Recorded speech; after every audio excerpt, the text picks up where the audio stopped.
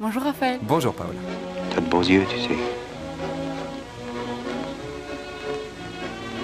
Embrassez-moi.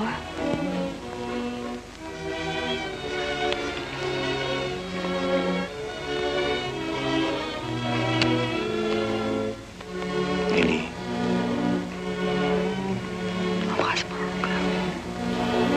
Qu'est-ce donc qui fait et que les corps peuvent nous paraître beaux et que l'ouïe acquiesce à la beauté des sons? Et comment tout ce qui touche à l'âme peut-il être beau? Par ailleurs, est-ce une seule et même beauté qui rend belle toutes ces diverses choses? Ou bien faut-il considérer que la beauté des corps est une chose et une autre celle des autres êtres? Que sont dès lors ces beautés? Ou cette beauté unique? Car certains êtres, comme les corps, ne sont pas beaux d'une beauté gravée au fond d'eux-mêmes, mais en vertu d'une participation. Et d'autres le sont par eux-mêmes, par exemple la nature de la vertu. Et puis les mêmes corps peuvent tantôt paraître beaux et tantôt non, comme si c'était autre chose qu'être des corps et qu'être beau. Qu'est donc cette qualité présente et manifeste dans les corps? C'est ce qu'il faut examiner d'abord. Ce qu'est cette chose qui anime le regard des spectateurs, le captive, l'attire à soi, et fait qu'ils se réjouissent d'en avoir la contemplation. Si nous la découvrons, alors faisant d'elle comme un échelon, sans doute disposerons-nous immédiatement de quoi voir le reste de ce qui peut être contemplé. Alors si on peut commencer par une impression personnelle qui est la mienne, moi j'ai trouvé ce texte assez difficile, et notamment par les notions qu'il aborde. Par exemple, pour commencer, il parle à un moment du beau par participation. Oui, Qu'est-ce ça qu'il entend c'est par là? un problème qui remonte à Platon en fait. C'est-à-dire que c'est comment le sensible se ressent d'une beauté qu'il n'est pas. La beauté ne se réduit pas au monde sensible puisqu'elle vient s'incarner en lui. Donc c'est le mystère au fond de l'incarnation de la beauté. Comment la beauté peut-elle, sans être affectée, s'incarner dans le sensible? Que reste-t-il de la beauté quand elle est dans le sensible? Que reste-t-il du sensible quand il participe de la beauté, si vous voulez? Évidemment, comment verrions-nous la beauté si la beauté ne s'incarnait pas dans des corps? C'est-à-dire si la beauté ne rencontrait pas l'obstacle de la matière, où qu'elle vient informer. L'équivalent de cette question de participation, je crois, on le trouve chez Bergson sous la question de l'élan vital. Il y a chez Bergson l'idée que l'élan vital, ce qu'il appelle l'élan vital, on lui a bien reproché d'ailleurs cette expression, que l'élan vital viendrait se ficher dans la matière. Or, la matière est à la fois l'obstacle et l'organe de l'élan vital. Il faut que l'élan vital s'inscrive dans la matière pour qu'on le perçoive, et dans le même temps, c'est la matière qui vient l'entraver, qui entrave son développement. De même que si nous n'avions pas de corps, nous serions plus libres, sauf que nous ne serions pas. Donc c'est très important cette idée de participation. Mais vous parliez d'un mépris du corps, enfin du mépris du corps de Plotin lui-même. Oui, très juste.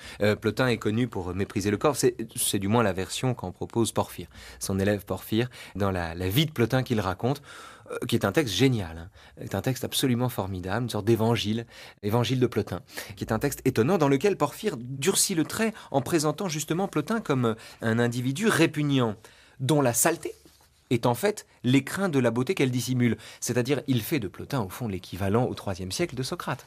Plotin n'est pas celui dont la laideur dissimule les joyaux de son savoir, ou les joyaux de sa curiosité, ou de la finesse, de l'acuité de son esprit, comme c'est le cas pour Socrate. Non, Plotin est celui dont la saleté, dont la crasse recouvre la transparence diaphane. Mais c'est la traduction mystique de Socrate en vérité. C'est un Socrate mystique, Plotin. Alors, il est socratique dans le fait que dans bien des dialogues de Plotin, il y a un jeu de questions-réponses en permanence. Des dialogues dont d'ailleurs Plotin lui-même n'est pas l'auteur, mais qui sont des retranscriptions et qui se ressentent d'une conversation avec les élèves. Donc il y a un jeu de questions-réponses constamment dans les dialogues. Dites-moi, Paula. C'est pour ça qu'on a choisi pour l'émission de faire jouer deux acteurs qui se répondent. Exactement, car c'est un dialogue avec l'élève et c'est aussi un dialogue avec lui-même. Car, aux yeux de Plotin, l'âme est amphibie. Dans la philosophie de Plotin, toute vertu consiste, l'expression est de lui, et ce sont même ses derniers mots d'ailleurs, toute vertu consiste à faire remonter ce qu'il y a de divin en soi à ce qu'il y a de divin dans l'univers. Et dans cette philosophie, dans ce système, l'âme de l'homme est amphibie. Elle anime un corps matériel, Et donc, à cet égard, elle court le risque de s'égarer dans ce triste reflet. La matière est un miroir, mais c'est un miroir triste, c'est un miroir sinistre, pas comme la conscience.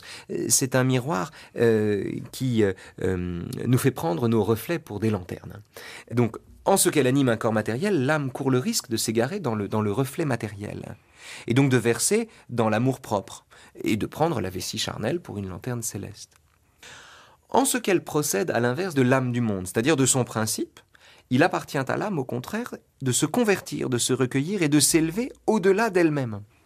Au fond, toute la question pour Plotin, juste pour finir là-dessus, pour que vous compreniez bien cette double nature, cette double appartenance qui est la nôtre, qui est notre condition à ses yeux, la question pour Plotin, c'est de savoir ce que nous choisissons d'oublier. Est-ce qu'on choisit d'oublier les faux-semblants de la matière, ou est-ce qu'on choisit de sacrifier aux faux-semblants fascinants de la matière la véritable réalité qu'ils dissimulent? Et derrière ce dualisme stylistique qu'on retrouve dans certains textes, l'intention au fond est de vivre l'existence la plus noble, c'est-à-dire en fait de réussir à contempler ici-bas, à l'intérieur du charbon matériel, la lumière venue de son principe. L'ailleurs dont parle Plotin, parce qu'il y a beaucoup de textes de Plotin où il dit fuir ailleurs, aller vers l'ailleurs. L'ailleurs dont il parle ne s'atteint pas en marchant. Il dit, ça n'est pas en marchant, de la même manière qu'on ne peut pas en marchant rejoindre l'horizon. L'ailleurs dont il parle n'est pas un ailleurs qu'on peut gagner en marchant. C'est un ailleurs intime. C'est l'ailleurs que nous portons en nous-mêmes. C'est l'ailleurs dont nous sommes capables. C'est le monde dépouillé de tout ce que sa matière nous prive d'y découvrir. C'est la réalité soustraite par la simplicité du regard à la matière qui le gangrène. Et c'est tout l'enjeu de Plotin. De sorte que son rapport à son corps... Je vous raconte une histoire. Quand j'animais avec Michel Onfray l'université populaire de Caen pendant 2 ans, mon séminaire était le jeudi soir. Et le vendredi matin, je donnais cours à Jussieu. Et le cours était à 8h30 du matin. Il fallait que j'attrape le Caen-Paris plus exactement, qui partait de Cherbourg et qui arrivait à la gare de Caen à 5h13. Il y avait une ambiance totalement féerique et en même temps lugubre. Vous imaginez la gare de Caen à 5h13 du matin, le train qui arrive de Cherbourg, c'est même pas le point de départ. Et mélange de brume, de fumée, d'extrême fatigue. Et en même temps, la nécessité de préparer un cours, d'être présent pour les élèves. La juxtaposition d'un corps épuisé et du sentiment que, en amont de ce corps, derrière lui, que ce corps fatigué dissimulait un esprit qui, en lui-même, parce qu'il n'est pas soumis, ou parce que je me plaisais à penser qu'il n'était pas soumis aux contingences de mon propre corps, se flattait de tourner déjà, si vous voulez, de fonctionner déjà, de suivre déjà son rythme. C'est une expérience assez plotinienne, c'est-à-dire le moment où l'on se décale de soi-même et où l'on abandonne quelque chose de soi, ou plus exactement où l'on vit ce qui dissimule quelque chose comme une enveloppe qui recouvre imparfaitement la célérité inentamée de ce qui n'est pas matériel. Voilà.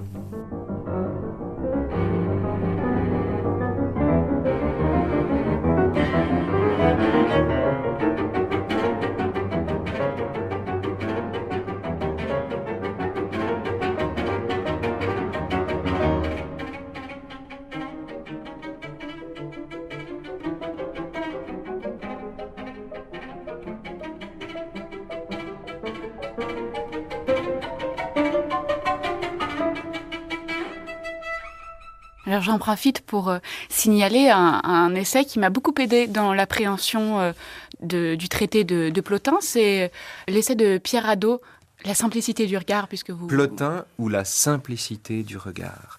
C'est un essai d'abord magnifique parce que merveilleusement écrit, et c'est surtout un essai écrit à 4 mains par Pierre Hadot et par Plotin. Parce qu'il y a à peu près autant de phrases de Plotin que de Hadot dans ce texte. Et en cela, Hadot est plotinien.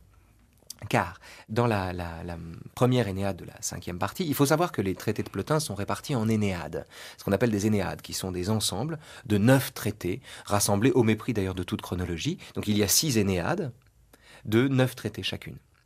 Et dans le traité 5.1, Plotin dit ceci, il dit « Nos discours n'ont rien de nouveau, et ils ne sont pas d'aujourd'hui, mais ils ont été dits il y a déjà longtemps, toutefois sans être développés. Et nos discours de maintenant ne sont que les exégètes des anciens discours. » Que fait Plotin ? Il commente Platon, et il s'en détache, et il s'en éloigne, notamment autour de la question du beau, c'est de ça qu'on va parler aujourd'hui. Que fait Hadot? Il commente Plotin. Il commente Plotin et il s'en éloigne en tirant Plotin du côté de la lecture qu'il en propose, qui est une lecture anexacte, c'est-à-dire à la fois extrêmement fidèle et en même temps une lecture qui ne lui est pas identique. Plotin fait pareil avec Platon. C'est un lecteur anexacte de Platon. Il est extrêmement fidèle à la lettre de Platon. On verra qu'il y a des tas de références à Phèdre, au banquet ou à la République dans le texte de Plotin, notamment le traité 1-6 dont on va parler aujourd'hui. Mais dans le même temps, ces références sont des excroissances de la pensée de Platon. C'est-à-dire qu'il y a certains passages, comme tout commentateur, c'est la liberté du commentateur, la liberté de l'interprète. Il prend certains passages et il leur donne une ampleur considérable. Et il a pris un passage de la République auquel il a donné l'ampleur de toute une tradition de pensée. Alors, vous parliez de Platon, justement, dans le texte qu'on a lu, il y a quelque chose qui est très platonicien, du banquet. Il parle d'échelon vers la beauté. Tout à fait. C'est une expression qui est de Platon. C'est une métaphore qui se trouve dans le banquet. Est-ce que ça signifie qu'il y a une hiérarchie dans la beauté, qu'il faut s'élever comme dans le banquet? Oui, il n'y a pas de problème de ce point de vue. L'expression de l'échelon, qu'on a pu traduire aussi par le marchepied d'ailleurs, ou l'étape, si vous voulez, et ce qui, chez Platon, permet par exemple, dans l'ascension vers le beau, de passer de la considération d'un beau corps à l'attention qu'on doit à tous les corps qui sont beaux, pour ensuite découvrir que derrière l'attention qu'on porte à tous les corps qui sont beaux, il y a bien l'attention portée à l'idée du beau qui embellit les corps auxquels nous sommes attentifs, et donc ne pas prendre les corps pour l'objet de l'attention, mais bien comprendre que notre attention se porte sur la beauté dont ces corps ne sont que les dépositaires, au sens littéral du terme, les réceptacles. Et de cette façon, il y a une ascension dialectique vers le beau, qui est également chez Platon une ascension vers le bien. Et il n'y a de ce point de vue aucune différence entre Platon et Plotin. À ceci près, Paola, et c'est ça qui est essentiel, c'est tout l'enjeu du second texte co-lu par Georges Claes et Julie-Marie Parmentier, à ceci près que Plotin détruit l'idée d'une beauté réduite à la symétrie.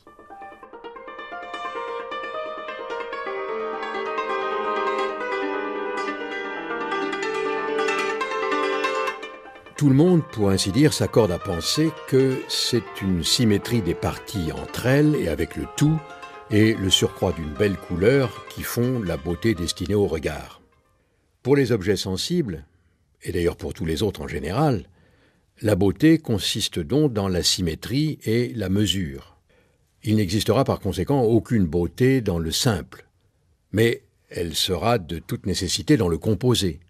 C'est le tout qui, selon cet avis, sera beau. Et chaque partie sera belle, non de sa propre constitution, mais de sa contribution à la composition d'un tout, afin que ce tout soit beau. Or, il faut pourtant, pour que le tout soit précisément beau, que ses parties le soient également, et qu'il n'en soit pas composé de laides. Le beau doit toutes les assigner à être belles. Également, selon l'opinion commune, puisque les belles couleurs, et par exemple la lumière du soleil, sont simples et ne tirent leur beauté d'aucune symétrie, elles ne compteront pas au nombre des belles choses. Comment, dans ces conditions, dira-t-on de l'or qu'il est beau, et de l'éclair qu'on voit dans la nuit, et des astres? Il faudrait également proscrire toute simplicité du registre mélodique, alors même que souvent chaque accent qui fait la beauté d'une partition est déjà beau par lui-même. De la même manière, alors qu'un visage dont la symétrie est constante nous paraît tantôt beau, tantôt laid, comment ne pas soutenir qu'autre est la beauté qui anime la symétrie, et autre ce par quoi est belle la chose symétrique? Et si, allant de l'avant, nous considérons la beauté des actions et des discours, et qu'on veuille nous faire accroire qu'une symétrie en est la cause, qu'appellerons-nous symétrie dans les belles actions ou dans les lois, ou dans les connaissances et dans les sciences? Comment, en effet, des spéculations pourraient-elles être symétriques les unes par rapport aux autres? Si c'est par quelque concordance, il y a similitude et concordance entre opinions fausses.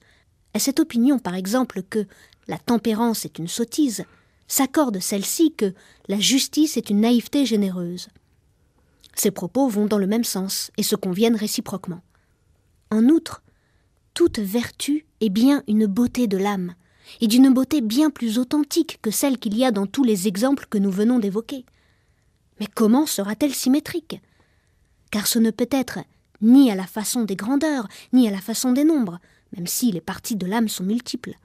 Comment exprimera-t-on enfin la combinaison ou la coalescence des parties de l'âme, ou celle des spéculations?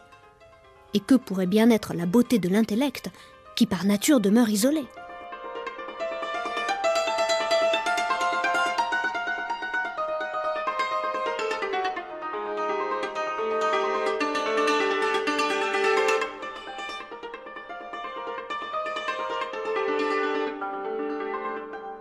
lorsque Plotin affirme que le beau n'est pas dans le symétrique.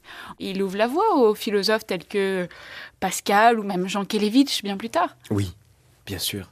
Il donne le jour à tous ceux qui pensent l'indicible, à tous ceux qui pensent l'ineffable, à Rilke, selon qui, dans la première élégie, le beau est le premier degré du terrible. D'ailleurs, un peu plus loin, Plotin parle d'un effroi devant le beau. Il ferait la voie à tous ceux qui considèrent au fond que la beauté n'a pas de sens, que la beauté est un jaillissement, que la beauté est une apparition, que la beauté ne peut pas être expliquée, qu'on ne rend pas raison de la beauté. Il ferait la voie à Kant, qui pense le beau comme universel, bien sûr, une expérience universelle et universellement communicable, mais une expérience universelle à laquelle ne correspond aucun concept. C'est le paragraphe 9 de la critique de la faculté de juger. Il ferait la voie à l'idée d'une finalité sans fin, une beauté qui ne satisfait ni le plaisir ni le concept, comme c'est le cas chez Kant. Il ferait la voie à l'injustice de la beauté qui vient du côté altier qui est le sien. Chez Céline, par exemple, quand Bardamu arrive à New York au Love Calvin et qu'il voit des prostituées assises plongées en de profonds fauteuils comme dans autant d'écrins, qui lui semblent attendre là des événements très graves et très coûteux et dont il souffre à l'infini de constater qu'elles ne songent pas à lui. Quand il décrit le beau, séparément de la symétrie, quand il désindexe la beauté de la symétrie, il débarrasse la beauté de la science, au fond. Et c'est ça qui est incroyable, c'est qu'à l'intérieur d'un texte qui est totalement platonicien, eh bien, il crée une dissidence, une brèche dans le platonisme, en détachant la beauté de la symétrie. Plotin est celui qui permet de penser qu'un visage absolument symétrique est laid. D'ailleurs, est monstrueux. Il n'y a rien de plus laid qu'un visage parfaitement symétrique. Si vous prenez la moitié gauche de votre visage et que vous la dupliquez, que vous en faites la moitié droite, vous serez, Paola, Dieu préserve, fort laide.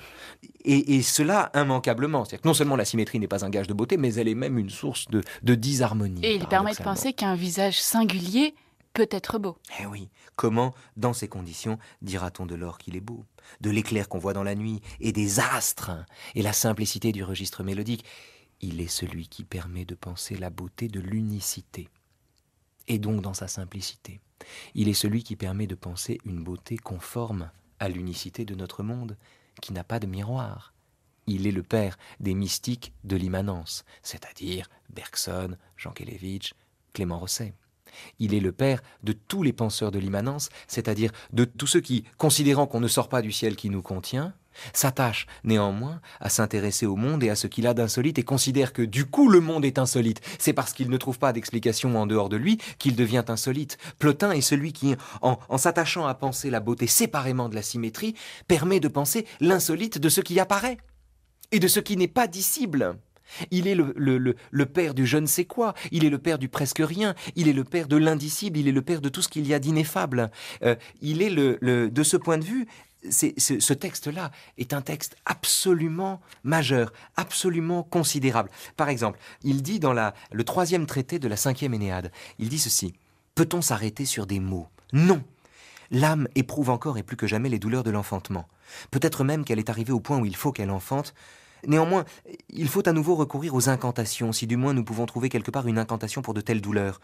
Peut-être pourrait-on tirer cette incantation si on la répétait souvent. Quelle autre incantation pourrait être considérée comme nouvelle ? Si l'âme a passé en revue toutes les vérités, si l'on veut qu'elle les exprime et les articule de manière discursive, elle fuit ces vérités auxquelles nous participons, car la pensée discursive doit saisir une chose après une autre.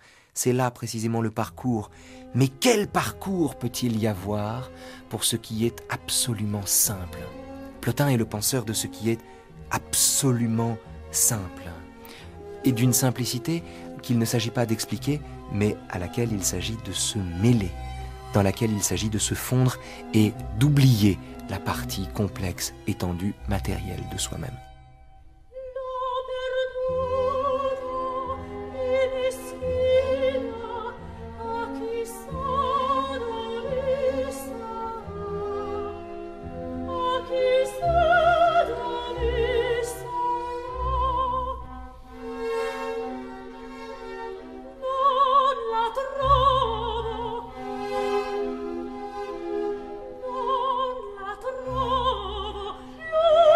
Trovo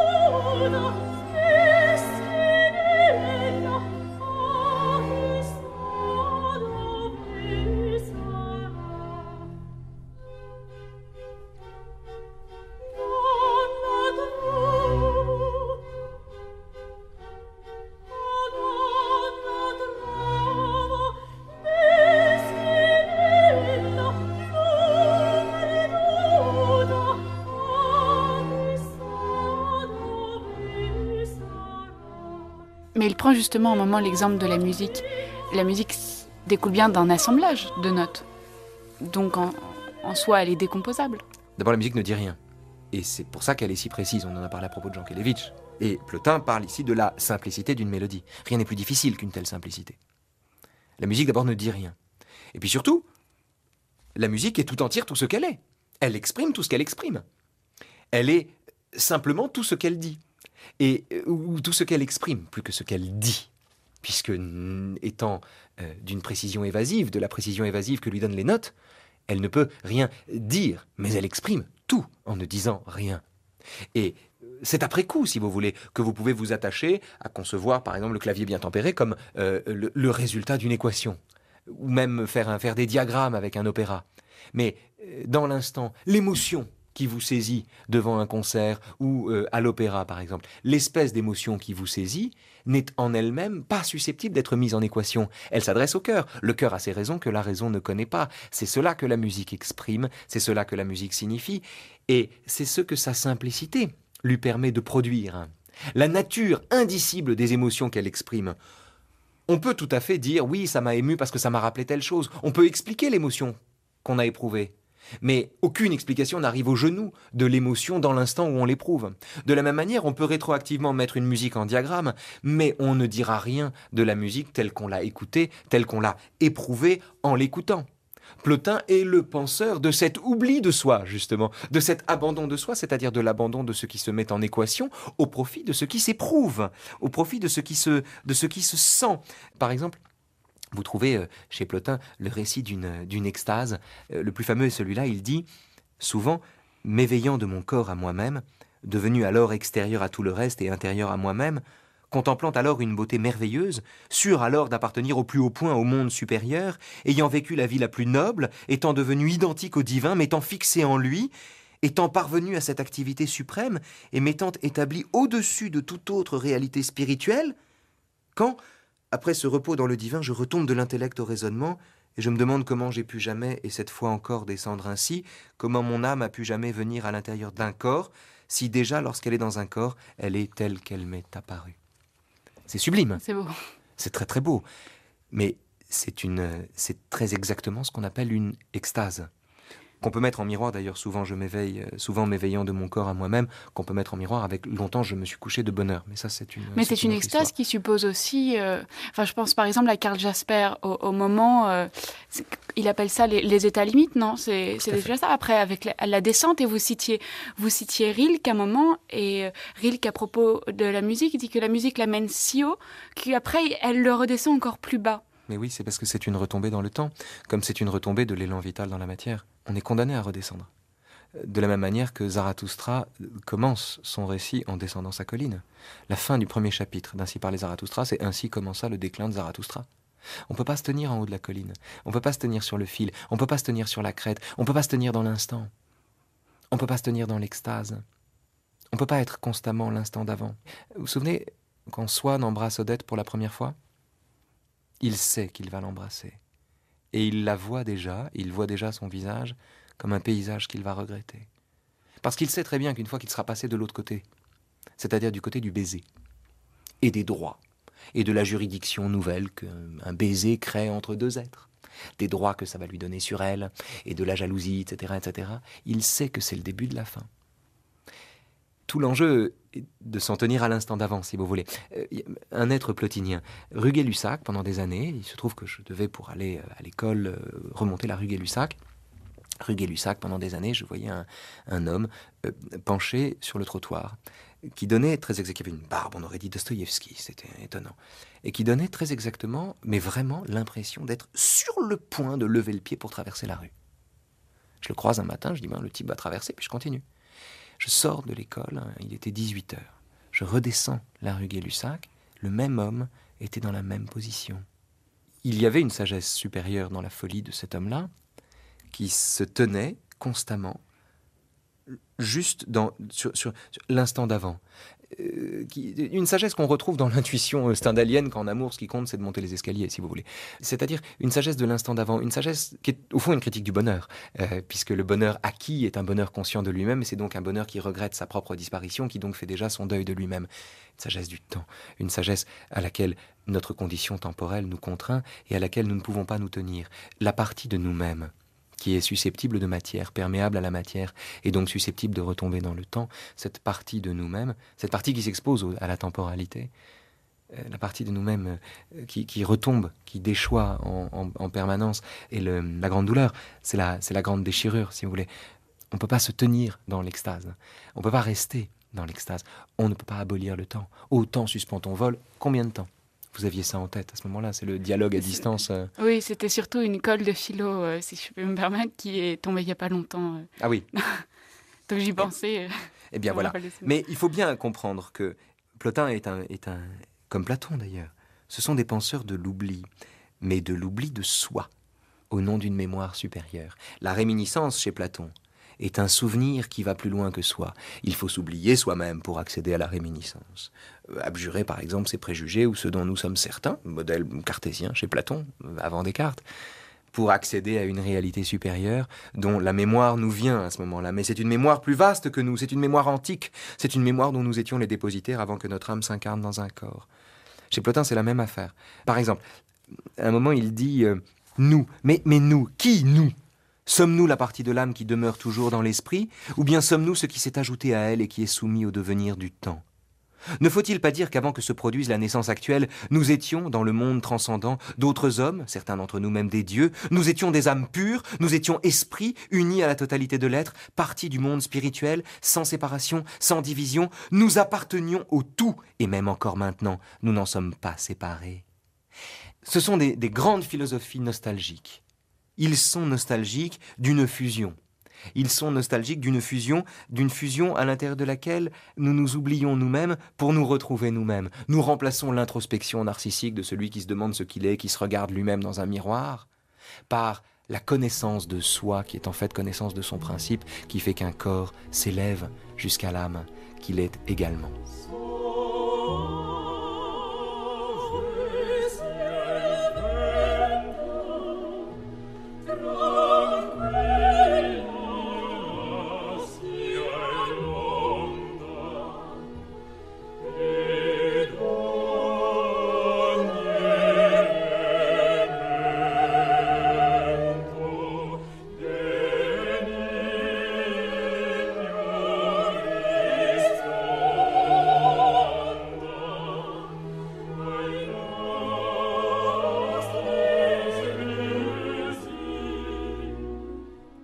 Plotin parle d'intelligence. Dans quoi réside la beauté de l'intelligence ? Je ne peux évidemment pas... Il nous faudrait des heures et des heures et des heures pour répondre à cette question. Mais pour vous répondre rapidement, ce que Plotin dit et sa valeur ajoutée, dans son éthique, dans cette éthique du don qu'il met en place, du don de soi, de l'oubli de soi, du don de l'être, de la présence au monde, Plotin fait droit à la beauté intelligente. C'est-à-dire non seulement la beauté de l'intelligence, mais par exemple la beauté symétrique. Mais il dit que ça n'est pas la symétrie qui la rend belle. De la même manière, ça n'est pas l'intelligence qui fait la beauté de l'intelligence, si vous voulez. Il faut ici juste, rapidement quand même, dire quelques mots du système de Plotin. Parce que là, on est de plein pied dans le système de Plotin, et puis on parle, on n'aura rien dit au bout d'une heure. Enfin, je veux dire, on aura à peine fait le tour d'une virgule. D'ailleurs, j'en profite pour dire que les meilleures descriptions du système de Plotin se trouvent chez Lucien Gerfagnon. Gerfagnon parle de Plotin à merveille. En lisant Gerfagnon, vous lirez Plotin, Platon, Aristote, Augustin et même Montaigne. Comment ça marche, Plotin ? Plotin, c'est un voyage immobile. Vous avez dans Dune de David Lynch, comme ça, le secret des épices qui est de voyager sans bouger. Traveling without moving, ils disent. Ben voilà, on est chez Plotin. C'est un trip, Dune, et Plotin aussi, c'est un trip. C'est un voyage immobile, dont les tribulations dessinent la hiérarchie entière du monde, de l'en-deçà jusqu'à l'au-delà. Alors, on le fait de haut en bas. Au sommet, c'est-à-dire plus haut que tout et plus haut que la hauteur elle-même, se trouve l'un. au-delà de la beauté, au-delà du symétrique, au-delà du mouvement, au-delà du repos, se trouve l'un, que Plotin appelle aussi l'un bien, ou le premier. Et alors, il y a une différence à faire, on en parlera la semaine prochaine, entre l'un bien et le Dieu de Descartes. C'est que le Dieu de Descartes, Paola, contient toutes les perfections, et donc ne peut qu'exister, puisque l'inexistence serait une imperfection. En revanche, chez Plotin, l'un, c'est ce qui donne le jour. C'est ce qui fait être, mais qui n'est pas lui-même, parce que ce serait déchoir d'exister. Ce serait trop peu dire de lui que de dire qu'il existe. Ce serait rater l'essentiel que de dire que l'un existe. Le seul fait d'être serait un caractère secondaire, une cicatrice dans sa plénitude. Si le premier principe, l'un bien, était, il serait moins que ce qu'il est en n'étant pas. Être, ça n'est déjà plus être assez. De la même manière, par exemple, que Guitry a pu dire que être assez intelligent, c'était précisément n'être pas assez intelligent. Eh bien, être, c'est n'être pas assez, pour l'un. Donc l'un est au-delà de ce qui est. C'est l'au-delà au sens pur. Il ne désire rien, rien ne lui manque. Il excède tout ce qu'il engendre, il engendre tout ce qui existe, à la manière dont le trop-plein déborde et se répand alentour. Et débouche sur de l'existence. C'est le vide taoïste, hein. C'est une plénitude absolue dont naissent tous les êtres et à laquelle, en retour, tous les êtres aspirent indéfiniment. Bien. Et vous avez, ensuite, en deçà de l'un, l'intellect. C'est le premier-né, c'est le fils aîné du Père. Et de cet engendrement céleste, vous avez l'intellect, c'est son fils aîné. C'est le plus haut degré de l'existence. C'est le monde diaphane des formes et des forces que Platon désigne comme le monde intelligible et qui est toute beauté, transparence divine, perfection en acte. Mais on est dans le monde de l'essence. L'un est au-delà de l'essence. Or, cette phrase-là est de Platon, pas de Plotin. Mais Platon ne le dit qu'une fois dans la République. Plotin a pris cette phrase et en a tiré toute sa conception de l'un, qui est fondatrice, qui est fondamentale, qui donne le jour à un platonisme immanent. C'est-à-dire à une conception du platonisme qui s'ouvre, au fond, sur l'infinité d'un monde dont nous ne sortons pas. Et en deçà de l'intellect, vous avez l'âme du monde qui hérite de l'unité souveraine pour la répandre ensuite dans le cosmos jusqu'au vivant le plus infime, c'est-à-dire le plus matériel. Et en fait, le processus que je vous décris ici est ce qu'on appelle un processus de procession. L'un descend jusqu'aux âmes et en fait jusqu'à la matière. Il y a des tas de problèmes avec la matière chez Plotin. Parce que soit la matière est produite par... La matière, c'est le mal. Soit la matière est produite par l'un, ce qui va de pair avec l'idée qu'il n'y a qu'un seul monde, avec le holisme plotinien, auquel cas il faut admettre que le bien produit le mal. Soit la matière est un principe autonome, auquel cas il y a des choses dont l'existence échappe à l'unité. Et Plotin se pose un problème qui sera le problème de Leibniz avec la théodicée et la question du mal 14 siècles plus tard. Mais de temps en temps, Plotin dit que la matière est née de l'un, ou que la matière naît du fait qu'on se regarde soi-même au lieu de regarder vers son principe, c'est-à-dire au lieu de s'élever, on se regarde soi-même et du coup on déchoit, comme Narcisse. La figure de Narcisse revient 2 fois chez Plotin. Tantôt, il dit que la matière est un principe premier qui fait que nous pouvons déchoir. Soit la matière est née du fait que nous sommes tombés, soit la matière fait que nous ne sommes pas capables de nous élever et que par conséquent nous tombons.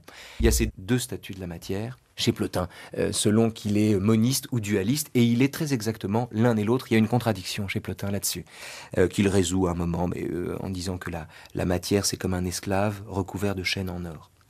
Donc une sorte de solution ad hoc, de compromis qu'il trouve. Mais il faut bien comprendre que ce que Plotin décrit, c'est un univers. C'est-à-dire que ça tend vers l'un, littéralement. Et que le mouvement de procession et de conversion, c'est comparable à 2 téléphériques. Vous savez, les téléphériques dans les stations-service sont sur le même fil, hein, donc se croisent toujours au même moment. Un peu comme les TGV, par exemple. Si vous allez à Lyon, vous allez croiser le TGV à mi-chemin. Ça va à toute vitesse, d'ailleurs. Il faut être très attentif pour voir passer le train à ce moment-là. Puisque à la vitesse du train qui est le vôtre, s'ajoute la vitesse du train qui arrive dans l'autre sens. Il y a ces 2 mouvements. De la même façon que 2 téléphériques se croisent parce qu'ils sont suspendus au même rouage, le mouvement chez Plotin qui descend de l'un, qui est trop pour se contenter d'être, jusqu'à la matière, si peu qu'elle n'est même pas, ce mouvement détermine celui simultané de conversion, qui incite chaque réalité, de la plus misérable, matérielle, à la plus noble, à se tourner vers son principe, à remonter jusqu'à lui. C'est tout bête, on ne pourrait pas s'élever si on ne descendait pas. Et au fond, qu'est-ce que décrit Plotin ici? Un cœur battant. Diastole, systole. Ou la vague et le ressac. Il décrit les 2 mouvements dont palpite le monde. Je vous ai parlé d'un voyage immobile. C'est un voyage immobile parce que... Enfin, c'est un voyage qu'on fait en nous-mêmes. Nous sommes le théâtre atopique d'un voyage immobile. qui nous conduit de l'un à la matière et de la matière à l'un sans cesse, comme nous respirons. Donc c'est une psychologie, Plotin aussi. C'est pas seulement une ontologie, c'est une psychologie, mais qu'il faut entendre au sens fort, c'est un discours de l'âme. C'est une psychologie. Et c'est sublime pour cette raison-là. Et c'est aussi pour cette raison-là que c'est un penseur de l'intimité d'une émotion, des émotions intimes, de ce que les émotions peuvent avoir de plus intime, c'est-à-dire de plus étranger à la partie ordinaire, temporelle de nous-mêmes, et de plus proche de ce que nous avons d'éternel.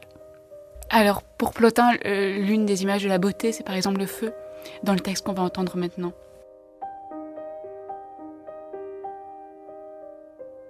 Quant à la beauté de la couleur, dont la forme est simple, elle domine l'obscurité de la matière et résulte de la manifestation d'une lumière incorporelle qui est à la fois raison et idée. D'où il ressort que le feu lui-même surclasse en beauté les autres corps, parce qu'il occupe par rapport aux autres éléments le rang d'une idée. Il tend à s'élever en hauteur et s'avère le plus léger de tous les corps et comme le plus proche de l'incorporel. Il est seul à n'accueillir aucun autre corps, alors que les autres l'accueillent en eux. C'est que s'échauffe, tandis que lui ne froidit jamais.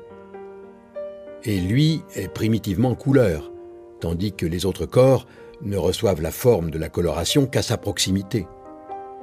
Il éclaire donc et brille comme s'il était une idée. Mais toutes les choses qui lui sont inférieures, et dont sa luminosité vient à effacer l'éclat, ne peuvent par conséquent plus être dites belles, attendu qu'elles ne participent pas de l'idée totale de la couleur. Quant aux harmonies imperceptibles des chants, ce sont elles qui font les harmonies perceptibles. Elles éveillent par ce moyen l'âme à la conscience de la beauté, en lui révélant sous des différences une véritable identité. Il s'ensuit que les harmonies sensibles sont mesurées par des nombres, dont l'ordre n'est pas arbitraire, mais subordonné à l'action dominatrice de l'idée. Aux dents de la crémaillère pendait le chaudron noir. La marmite sur 3 pieds s'avançait dans la cendre chaude. Soufflant à grosses joues dans le tuyau d'acier, ma grand-mère rallumait les flammes endormies. Tout cuisait à la fois. Les pommes de terre pour les cochons, les pommes de terre plus fines pour la famille. Pour moi, un œuf frais cuisait sous la cendre. Le feu ne se mesure pas au sablier. L'œuf était cuit quand une goutte d'eau, souvent une goutte de salive, s'évaporait sur la coquille. Un jour, enfant coléreux et pressé, je jetai à pleine louchée ma soupe aux dents de la crémaillère. « Mange, cramaille, mange, cramaille !» Mais les jours de ma gentillesse, on apportait le gaufrier. Il écrasait de son rectangle le feu d'épines, rouge comme le dard des glaïeuls. Et déjà la gaufre était dans mon tablier, plus chaude aux doigts qu'aux lèvres. Alors oui, je mangeais du feu, je mangeais son or, son odeur, et jusqu'à son pétillement, tandis que la gaufre brûlante craquait sous mes dents. Et c'est toujours ainsi, par une sorte de plaisir de luxe comme dessert, que le feu prouve son humanité. Il ne se borne pas à cuire, il croustille, il dore la galette, il matérialise la fête des hommes.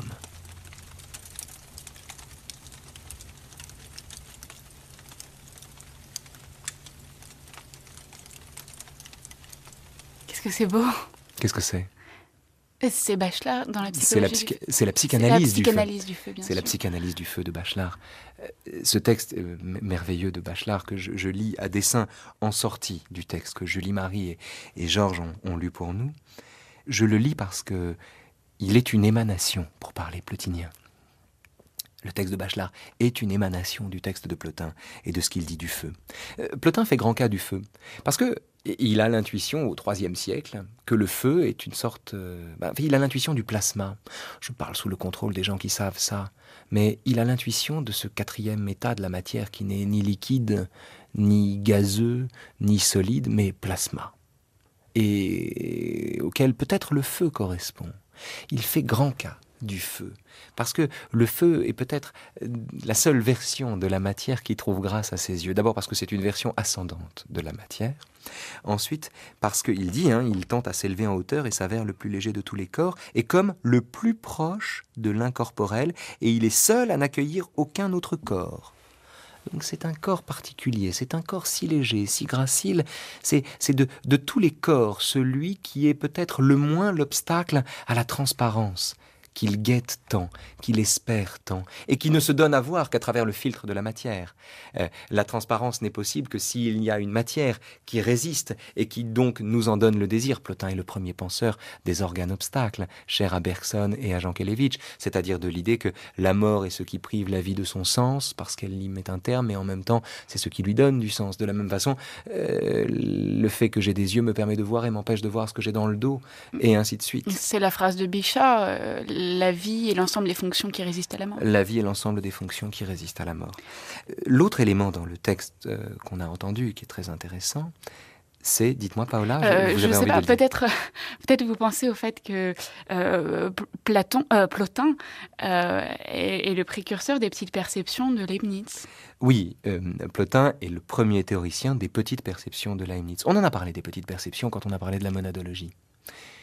Et je dois dire que dans ce texte, Plotin donne une version des petites perceptions qui est encore plus intéressante que celle qu'en propose Leibniz. Les petites perceptions de Leibniz, pour mémoire, c'est des trucs qu'on perçoit, mais qu'on n'aperçoit pas. On les perçoit, mais on n'en a pas conscience. Leibniz prend la vague, on en a parlé, il prend la vague et il dit « Nous ne percevrions pas le bruit de la vague si nous ne percevions pas les milliards de gouttelettes qui le constituent. Seulement nous sommes conscients du bruit de la vague et nous ne le sommes pas du bruit des gouttelettes. Mais le fait que nous percevions la vague, que nous apercevions la vague, c'est-à-dire une perception que nous le percevions et que nous en ayons conscience, prouve que nous avons perçu, sans en avoir conscience, les milliards de gouttelettes qui la composent. Théorie des petites perceptions. C'est très bien, c'est très explicite, c'est très pédagogique. L'exemple de Leibniz fonctionne bien. Mais chez Plotin, c'est encore plus fort. Chez Plotin, quant aux harmonies imperceptibles des chants, ce sont elles qui font les harmonies perceptibles. Avez-vous remarqué, Paola, que les foules chantaient toujours juste? Maintenant que vous Non mais vous prenez une foule de supporters du Paris Saint-Germain chante juste. Une foule composée d'individus qui, pris individuellement, chantent comme des casseroles, chante juste. Par quelle bizarrerie, par quelle étrange harmonie préétablie, une foule chante juste quand bien même elle serait composée de gens qui chantent comme des gorées. Comment c'est possible ça? Comment ça marche? La justesse du chant de la foule prouve bien que nous percevons, alors du point de vue de Plotin, les harmonies imperceptibles des chants prouvent que chacun chante juste en vérité. Il dit, quand quelque chose, il parle de quelque chose de beau est beau en chacune de ses parties. Donc au fond, Plotin est attentif à la beauté singulière de chaque individu. Le fait que la foule chante juste serait compris par lui comme étant la preuve que chaque individu, au fond, chante juste. Mais le mystère de la justesse d'une foule qui chante est, à mon avis, à comprendre de cette façon-là. C'est-à-dire, ce sont les harmonies imperceptibles qui font l'harmonie perceptible, l'harmonie globale.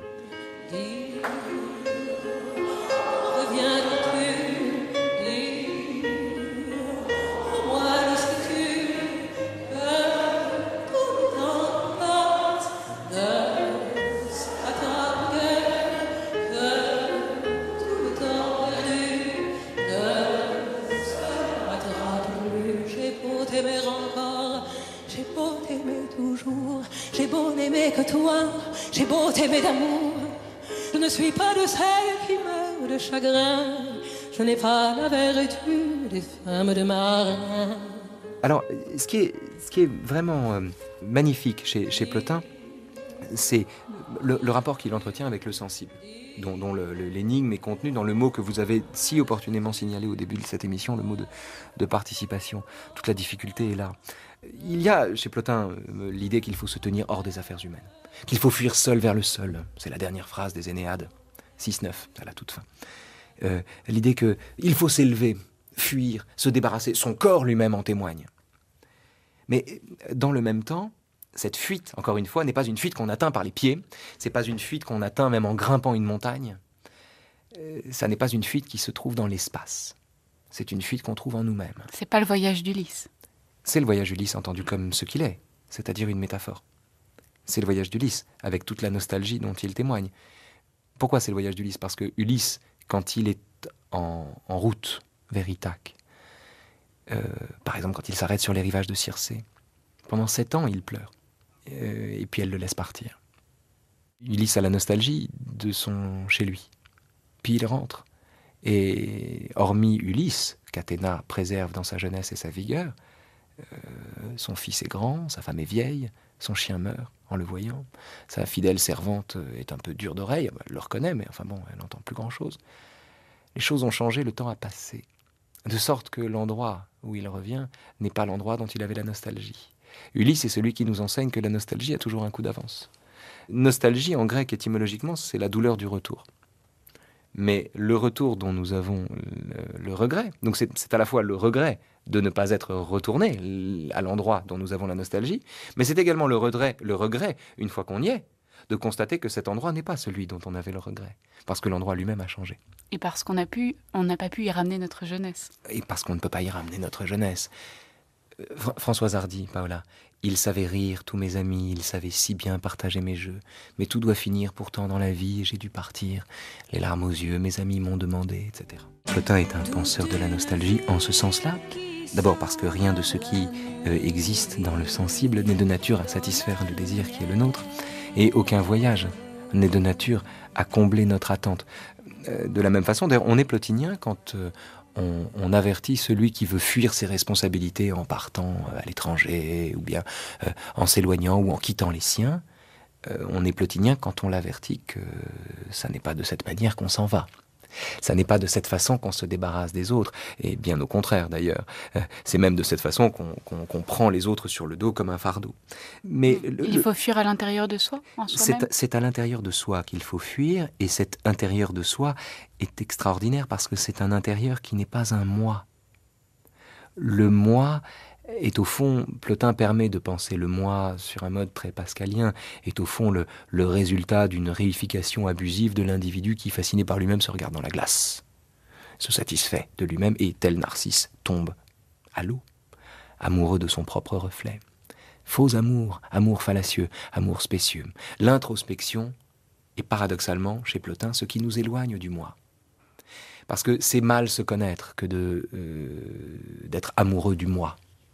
C'est mal se connaître. Se bien connaître, ou bien se connaître, c'est connaître ce qui en soi n'est pas de soi, mais relève du principe qui nous a enfantés, qui nous a donné le jour. Bien se connaître, c'est connaître l'autre qu'on porte en nous.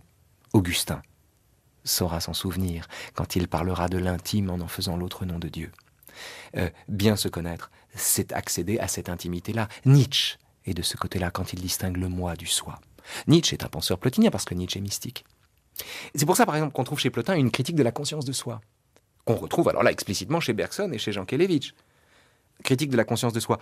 Il dit ceci: on trouverait facilement, même dans l'état de veille, alors que nous pensons ou agissons, de belles activités, que ce soit des contemplations ou des actions, qui ne sont pas accompagnées de la conscience que nous pourrions avoir d'elles. Car il n'est pas nécessaire que celui qui lit ait conscience qu'il lit, surtout lorsqu'il lit avec intensité. Et de même, celui qui fait un acte de courage n'a pas conscience qu'il agit en conformité avec la vertu de courage au moment où il accomplit son acte. Ainsi, les prises de conscience risquent d'affaiblir les actes qu'elles accompagnent. S'ils ne sont pas accompagnés de conscience, les actes sont plus purs, plus actifs, plus vivants. Et certes aussi, lorsque les hommes de bien parviennent à un tel état, leur vie est plus intense, parce qu'elle ne se déverse pas dans la conscience, mais qu'elle est concentrée en elle-même, en un même point. Et le point dont il parle, c'est le point dont Bergson parlera plus tard, ce point autour duquel nous tournons sans cesse, où se trouve quelque chose de si simple, de si extraordinairement simple, que le philosophe n'a jamais réussi à le dire, et c'est pourquoi il a parlé toute sa vie. Vous voyez, l'enjeu chez Plotin, c'est de donner à voir un monde de forme, tel que la matière en est l'écrin, tel qu'elle lui permet de s'exprimer, mais tel en même temps qu'elle le recouvre. C'est-à-dire un monde sensible, libéré de ses conditions matérielles. C'est le philosophe d'une ascèse. Il faut s'apurer, ou plutôt se dépouiller de tout ce qui nous sépare, de la transparence dont nous sommes faits, dont nous sommes constitués.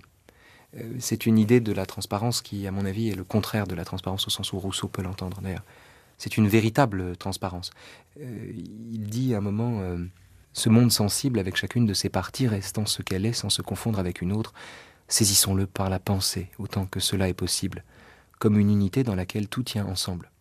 De telle sorte que, si l'une quelconque de ces parties nous apparaît, par exemple la sphère extérieure qui enveloppe le ciel, la représentation du soleil et en même temps celle des autres astres suivent immédiatement, et que deviennent visibles aussi la terre, la mer et tous les vivants, de la même manière qu'il serait possible que dans une sphère transparente, toute chose puisse effectivement devenir visible. Tant que la forme est à l'extérieur, dit Plotin, c'est fabuleux ça, tant que la forme est à l'extérieur, nous ne la voyons pas encore. Oui, c'est en ça que je trouve que c'est très purificateur, purifiant, je ne sais pas, de lire Plotin. C'est difficile de lire Plotin. Oui, il faut bien le dire, parce qu'il y a la matière du texte. C'est vraiment difficile de lire Plotin. D'ailleurs, on va finir cette émission sur un long texte de Plotin qui sera lu par Georges Claes et Julie Marie. C'est difficile parce que c'est justement la difficulté du texte, le caractère dialogué de ces textes, le fait qu'il y ait des envolées magnifiques à l'intérieur de passages franchement indigestes. La matière du texte nous sépare de ce qu'il dit, de ce qu'il peut dire. Un peu comme chez Kant. Vous avez des auteurs qui sont limpides immédiatement. Jean Kelevitch, Pascal, Bergson par exemple, différemment mais aussi Nietzsche en un sens. Plotin, Kant, Aristote sont des auteurs qui sont séparés de ce qu'ils veulent nous dire par la matière même de leur style, de leur écriture. Mais moi, j'invite tout simplement Spinoza, l'auteur le plus séparé de lui-même par la matière de son texte. C'est un texte indigeste et imbitable, alors que ce qu'il dit est indépassable. Mais vraiment, il faut faire cet effort. Il faut traverser cette matière. C'est pas grave de marcher dans du Nutella pendant des semaines, des mois, des années. Ce que ça permet d'entrevoir ensuite, quand on s'est vraiment exercé, quand on a fait cette ascèse, cet exercice, cette purification, en quoi consiste l'exercice même de la philosophie. Quand on a fait ce travail-là, ce qu'on en retire, l'espèce de lumière qu'on en retire, est une lumière qui n'a pas d'équivalent et qui surtout n'est pas menacée par les contingences de la vie. Et que quoi qu'il arrive dans la vie, nous conservons en nous un foyer lumineux. C'est aussi cela, la philosophie. C'est le maintien de la lumière à l'intérieur d'une grisaille qui n'en est plus que l'écrin, sinon l'anecdote. Quel est le procédé pour accéder au beau ? Comment peut-on contempler cette beauté sublime qui paraît devoir demeurer comme à l'intérieur de temples sacrés et ne pas s'aventurer au dehors, afin que nul profane n'en ait la vision ? Qu'il aille donc celui qui en a la force la poursuivre dans l'intimité de son propre être, délaissant la vision oculaire sans plus se disperser dans ce qu'il croyait auparavant être l'éclat des corps. Il faut, quand on sait voir les beautés corporelles, renoncer cependant à y tendre, et même au contraire, quand on sait qu'elles ne sont que des images, des traces et des ombres, se hâter vers le principe dont ces beautés corporelles ne sont que des images. Fuyons vers notre patrie bien-aimée. Voilà le plus véridique conseil. Mais quelle fuite ? Et comment gagner le large ? Nous sommes dans la situation d'Ulysse, qui, à ce qu'on rapporte, me semble-t-il, avouait exécrer la compagnie de Circé la magicienne ou de Calypso, malgré les voluptueux spectacles dont il jouissait et le commerce qu'il pouvait avoir avec des beautés tout à fait sensibles. Notre patrie, à nous, est celle d'où nous venons, et là est le Père. Mais quelle pourrait être notre Odyssée ? Et quel est le moyen de notre fuite ? Ce n'est pas à pied que nous pourrons parvenir à destination, car nos jambes ne nous portent jamais que d'une terre à l'autre. Et ne t'avise pas plus d'apprêter un attelage ni d'armer un bateau. Au contraire, renonce à tout cela, refuse d'y porter le moindre regard, et comme te fermant à toute vision sensible, change-la pour une autre qu'il faut réveiller, que tous possèdent, mais dont si peu font usage. Qu'est-ce donc que cette vision intérieure ? Retire-toi en toi-même et observe. Si tu ne vois pas encore en toi cette beauté, fais comme le statuaire qui doit sculpter une belle statue. Il retranche, cisèle, émousse tel trait, affine tel autre, jusqu'à faire apparaître quelques belles figures sur le marbre. Fais donc de même, toi aussi, et de toi, retranche tout ce qui est superflu, redresse tout ce qui est travers, dissipe toute opacité, et travaille à te rendre tout à fait limpide sans cesser jamais de sculpter ta propre statue, jusqu'à ce que t'illumine le divin éclat de la vertu, jusqu'à découvrir la tempérance qui siège sur son auguste trône.